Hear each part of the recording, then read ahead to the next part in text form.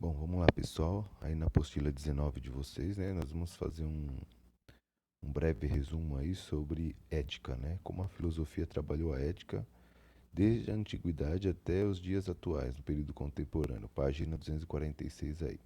Então vamos começar aí é, essa introdução que o autor da apostila comenta. Observou-se ao longo do curso da filosofia a importância da ética, entendida como comportamento humano firmado em determinados princípios, que em cada pensamento filosófico expressavam um conteúdo adequado sobre o bem ou sobre o melhor que se poderia fazer.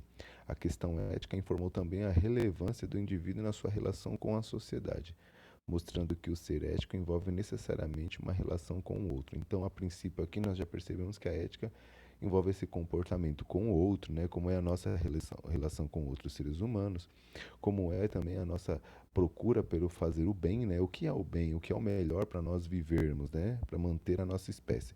E aqui nós temos um trecho do Mário Sérgio Cortella, né? Um pensador contemporâneo, acredito que a maior parte de vocês devem conhecer ele, que ele diz assim, ó, a ética é o exercício do nosso modo de perceber como é que nós existimos coletivamente, e então pensar com seriedade aquilo que François Rabelais vaticinou. Conheço muitos que não puderam quando deviam, porque não quiseram quando podiam. Então, o Mário Sérgio Cortella ele deixa essa reflexão aí para nós sobre a questão ética, né? Que é o nosso exercício quanto à coletividade, ou seja, com os nossos semelhantes, para nós vivermos bem. Tá? Aí a apostila ela vai começar a entrar aqui no período da antiguidade, né? Vamos entender aqui, ó, a ética nasce do imperativo da vida coletiva, que se torna cada vez mais complexa à medida que a sociedade amplia suas capacidades e seus integrantes. Quanto mais a sociedade se torna maior, né, ela vai sendo necessário pensamentos, né, que procure o bem dessa sociedade. Como é o melhor comportamento para essa sociedade permanecer estável, beleza?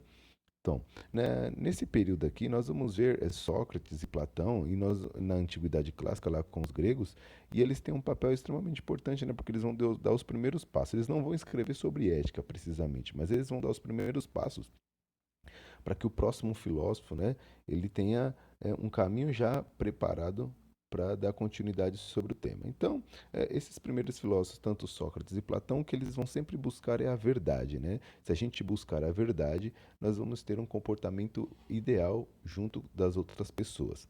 Mas isso por si só não vai ter uma noção de como nós temos que se comportar, né? E aí quem vai desenvolver esse tipo de pensamento lá na antiguidade é Aristóteles, né? Aristóteles vai dizer o seguinte, ó, o comportamento ético, nesse sentido, derivaria de uma espécie de meio termo, de um justo termo entre o excesso e o parco, pois entre um e o outro estariam o bem, o equilibrado, o justo. Então, o que eu quero dizer aqui, ó, o que o Aristóteles nos fala? Que para você ter uma vida ética, você precisa ter uma virtude. Qual é a virtude? O equilíbrio, usar a sua capacidade de pensar para manter o equilíbrio, controlar os excessos do seu corpo, né? Controlar suas vontades, os seus desejos. Você tem que ter um equilíbrio, nem mais e nem menos, tá? Ele vai usar a palavra dianoética, que é justamente isso, galera. É quando nós exercemos a nossa capacidade de pensar para ter um controle sobre as nossas paixões, os nossos desejos, ok? Tá aqui nesse quadrinho aqui, conforme vocês podem ver.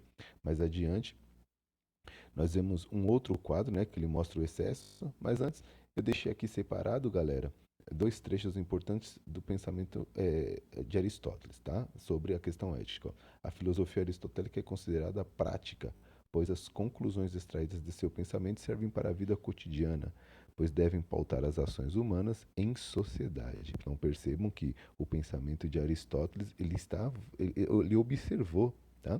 Ele vivia em uma polis, né, que é Atenas no caso. Ele não era grego, já expliquei isso para vocês.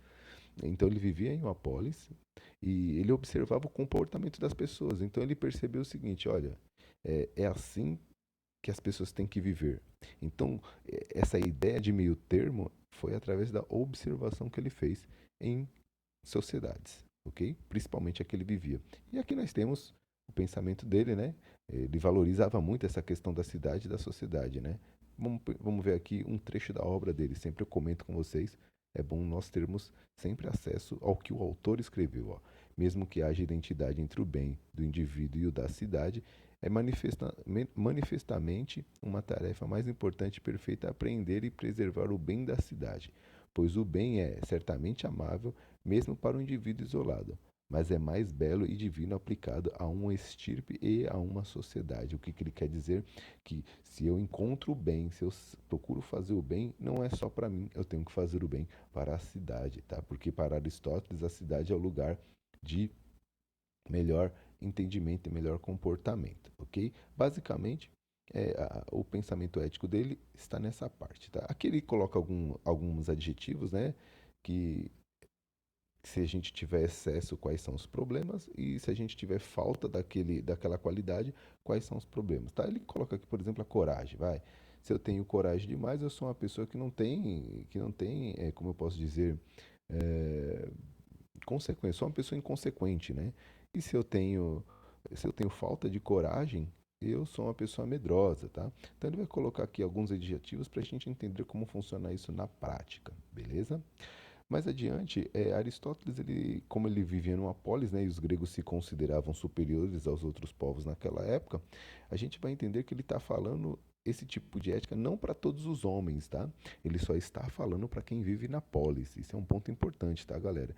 Então, a ética de Aristóteles ela é estudada atualmente, por aí vai. Só que quando ele escreveu ela, não foi para todo mundo, não foi para todos os homens, sim para os homens que viviam na polis, tá? E que tipo de homens? Os homens livres, porque se você fosse escravo, você não entraria nesse princípio ético de Aristóteles. Vamos entender aqui essa parte, ó.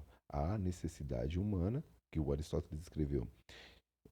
Há na espécie humana indivíduos tão inferiores a outros como o corpo é em relação à alma ou a fera ao homem. São os homens nos quais o emprego da força física é o melhor que dela se obtém. Partindo dos nossos princípios, tais indivíduos são destinados por natureza à escravidão, porque para eles nada é mais fácil do que obedecer. Então, para Aristóteles, existem seres humanos que não vão ter essa questão ética, né? É mais fácil eles obedecer. Lembrando que Aristóteles vivia em uma polis e que ele tinha escravos, tá? Existiam escravos naquele período, tá? Bom, é, quando nós chegamos na Idade Média, né, nós vamos passar por um período da crise da filosofia grega, né? Nós vamos ter a ascensão do Império Romano, né?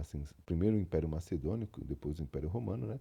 E dentro dessa ascensão nós vamos ter alguns tipos de filosofia voltada mais para o indivíduo, né? Que é a filosofia helenística que o autor comenta aqui na apostila de vocês, tá? Dentre essas filosofias helenísticas, nós temos aqui a filosofia dos estoicos, que diz o seguinte, ó, se existe o bem e o mal, o homem deveria optar pelo bem, mesmo sendo acometido pelo mal. Essa frase é extremamente importante porque essa filosofia estoica vai ser uma base para o cristianismo, tá, galera? O cristianismo que vai surgir logo depois, né? Já no período romano. É, essa frase é extremamente importante porque o cristianismo ele prega isso, né? Que independente da circunstância nós temos que fazer o bem, porque ele promete o quê? Uma vida além desta, né? Uma vida no paraíso, conforme nós podemos ver aqui, ó. Tratar de ética proveniente do cristianismo no medievo é atentar para o fato de que os valores que deveriam pautar o comportamento cristão possuem uma finalidade essencial. Qual é a finalidade? Levar a alma do homem para o paraíso celestial ao final dos tempos, ok? Então, quem vai ditar isso para o ser humano, como ele tem que se comportar ou não, é a igreja, sendo que ela foi influenciada por esse pensamento aí dos estoicos lá anterior a ela, tá? O surgimento da própria igreja, beleza? Então, a filosofia na Idade Média e a ética que vai prevalecer ali é uma ética que a igreja vai dizer como os seres humanos têm que se comportar daquele lugar, daquela região, beleza? Bom, partindo da Idade Média, nós entramos na Idade Moderna e aí nós vamos conhecer outros tipos de ética, um pouco mais complexa, né? Mas nada que nós não possamos entender. Vamos lá. Pode-se afirmar que a modernidade representou um afastamento do debate em torno da ética e da religião. Primeiro ponto, a ética agora na modernidade não vai estar mais vinculada à igreja, tá? A igreja perde força no período da modernidade. Logo, a ética agora vai ser diferente, vai ser mais pautada pela razão. E, e aí nós vamos ver em alguns lugares lá na Europa como que cada um enxerga a questão ética, né? Por exemplo, na Inglaterra, a ética ela vai ser utilitarista, tá? A ética utilitarista, ela é o quê? Ela é uma ética consequencialista.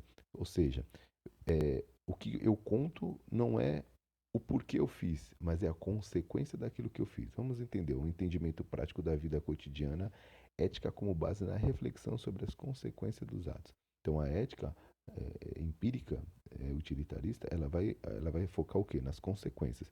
Se aquilo que eu faço trouxe felicidade para uma maior quantidade de pessoas, aquilo é considerado bom.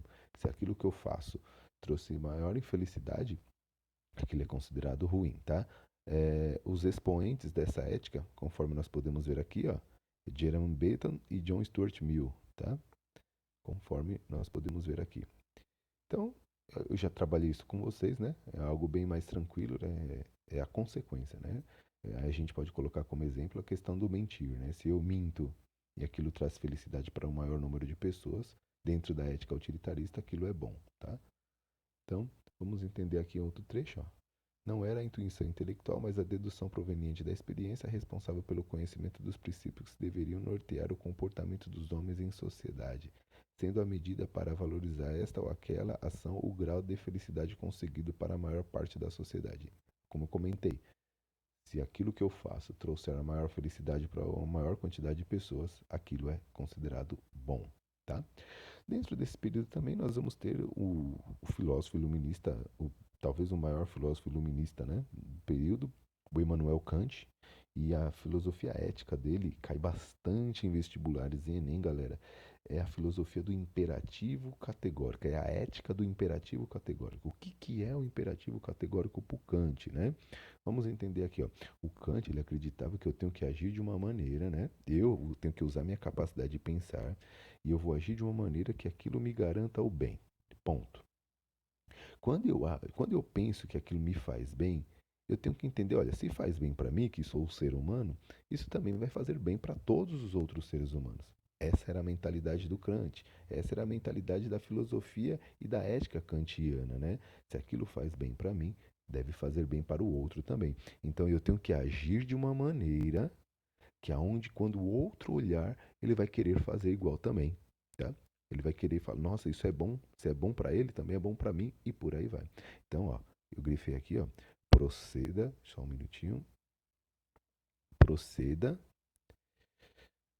apenas segundo aquela máxima em virtude da qual podes querer ao mesmo tempo que ela se torne lei universal. Quando ele fala, eu tenho que agir de uma maneira que quando o outro ver, ele vai querer fazer também, se tornar uma lei universal, todos queiram fazer, tá? É, o ser humano não deve ser considerado um meio, mas como um fim, tá? O Kant ele também vai considerar essa questão. Eu não posso usar uma pessoa para atingir os meus objetivos. Ele desconsidera isso. Porque se eu não quero que façam isso comigo, eu também não posso fazer isso com os outros, tá? O Kant ele considera que o ser humano ele tem que ser o fim. Aquilo que eu faço é para buscar a felicidade do ser humano e não usar ele para promover a minha felicidade. Então, basicamente, é isso que o Kant fala, beleza?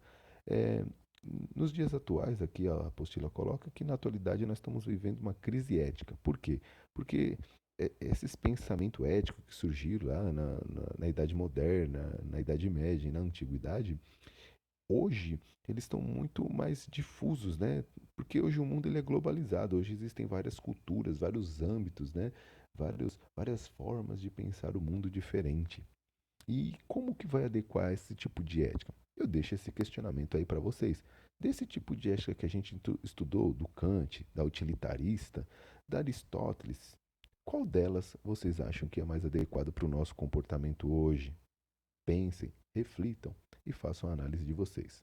Um abração, bons estudos e até a próxima aula, galera.